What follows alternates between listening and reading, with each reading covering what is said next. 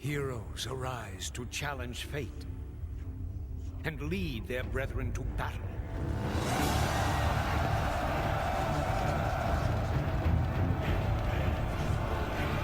As mortal armies rush blindly towards their doom, the burning shadow comes to consume us all. Welcome to GameSpot Live. I'm Greg Kasavin here on this most auspicious occasion to talk about Warcraft 3 Reign of Chaos, a game that needs little introduction. Warcraft 3 was announced way back in 1999, at which time Blizzard announced it as a role-playing strategy game, a game with as many role-playing elements to it as traditional real-time strategy elements.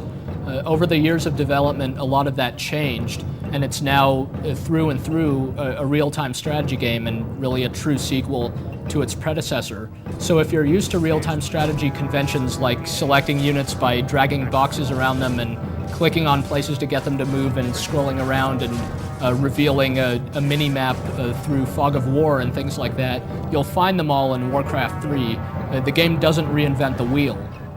But that's fine, because the reason why these conventions have been around ever since Warcraft 2 is because they work really well. Warcraft 3 does introduce a number of interesting, if maybe subtle, elements on top of some of the conventions, and these things all work very well in practice and make Warcraft 3 an interesting game from start to finish when you play a skirmish match.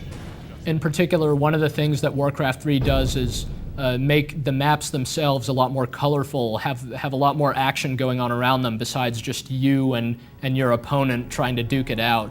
Maps will have computer-controlled characters kind of lurking around, and you could go off and fight them and gain experience levels and find artifacts. This is totally separate from attacking your opponent. In fact, the game really encourages you to get out there very early on in a match and start fighting, start exploring the map, start fighting some of these computer-controlled creatures, and level up your hero characters, which is another new addition to the game. You have these hero characters that are much more powerful than the standard unit, and they gain levels. They can carry items that improve their powers and their abilities, and as they gain levels, they gain powerful abilities of their own, so they bolster all your forces, and they're very useful to have in the middle of a battle. Hero characters were in previous Blizzard games like StarCraft and Warcraft 2, but they were only in the campaign, and you tried to kind of keep them out of harm's way, because if ever they died, you'd lose the mission. But here, if your hero dies, you could just resurrect them back at your base. So the game is really just encouraging you to stay on the offense, keep exploring, don't just hunker down in your base, and stay out there and have fun and keep fighting. One point of interest about the gameplay in Warcraft 3 is that the scale of the battles is actually pretty small. You don't control that many units at once, so even though you're technically commanding the Orcish horde, it's not really a horde per se. You control maybe a dozen units at a time, slightly more than that, and the population limit that you could have is really quite stringent. And as you get closer to reaching the maximum population limit, the game rolls out what's called the upkeep system, where you start to earn less resources per trip. So basically the game is encouraging you to have as few units as possible at any given time.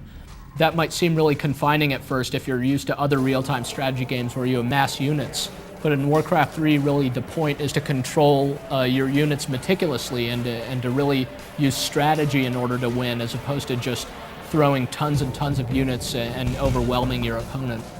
But aside from all that, the game does follow some of the basic conventions. You build a base, you gather resources, wood and gold, and you basically try to upgrade your units and get a mixed force together and take them against the enemy and destroy his base before he can do the same to you. You can do that in either a custom game against the AI or go online and play against other human opponents. Battle.net, Blizzard's online service, has really gone through some amazing changes for Warcraft 3.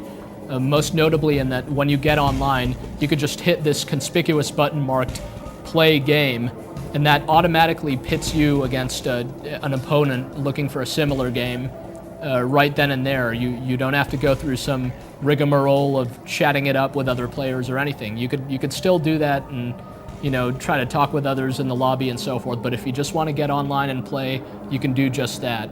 You can get in a game from 2 players all the way up to 12, include either that many human players or any number of computer opponents as well. Join up in teams and all kinds of stuff. The game ships with about 40 different maps right out of the box and comes with a very powerful world editor utility that lets you make your own. So the value of this game is really tremendous. Probably the biggest appeal of Warcraft 3 is that it has 4 different playable factions. That's twice as many as Warcraft 2, one more than StarCraft. You've got the orcs and the humans back from the previous game, although they're both quite different than before. And the new factions are the undead and the night elves, which are both very interesting.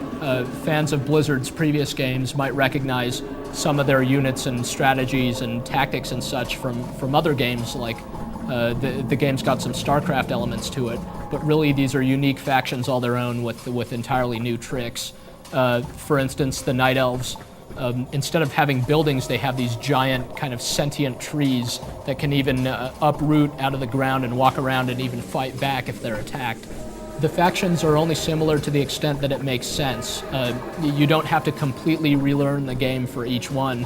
They follow some of those same basic principles in how they build up, how they build their bases and so forth, and which buildings their various units come from are analogous.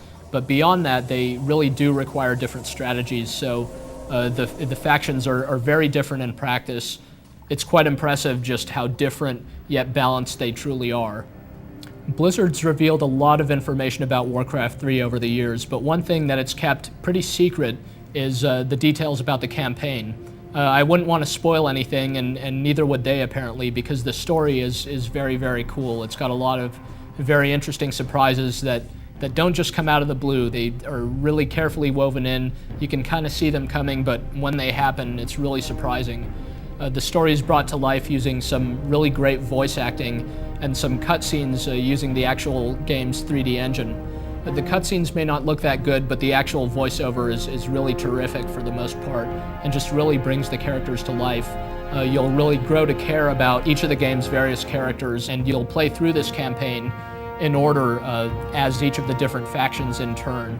In terms of how the actual campaign plays out, all the missions are really quite different. The mission objectives vary quite a bit.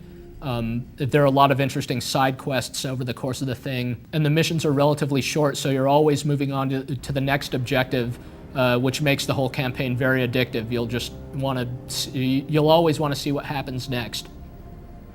When Blizzard first revealed Warcraft 3, one of the big surprises about the game was that it would use a fully 3D engine as opposed to a 2D engine like games like StarCraft and Warcraft 2. People were really suspicious of the 3D engine. They thought that it couldn't possibly capture the kind of detail and personality that Blizzard games were known for. The good news is that the game certainly does convey all that personality. There's still just a tremendous amount of detail in all the units. Some of them can look a little bit blocky, and it's not the best looking game that there's ever been. But Warcraft 3 does look really great, and it does do everything that a 2D engine has ever done for a Blizzard game. So there's some really nice details in the graphics, like in the aftermath of a battle, you'll see some real carnage in your wake there. It just seems like a real battle transpired there. You'll see the corpses of your enemies, various colors of blood, and all kinds of nice stuff that you'd hope to see from a game that's all about groups of units clashing. It's hard to imagine Warcraft 3 truly living up to its heritage with games like StarCraft and Warcraft 2 behind it. But in actuality, that's exactly what it does. It's at least as good as those games before it and introduces a number of really interesting new features that should make fans as well as new players really interested and just they'll stick with Warcraft 3 for a really long time. They'll be playing on Battle.net, so will I, and maybe I'll see you there.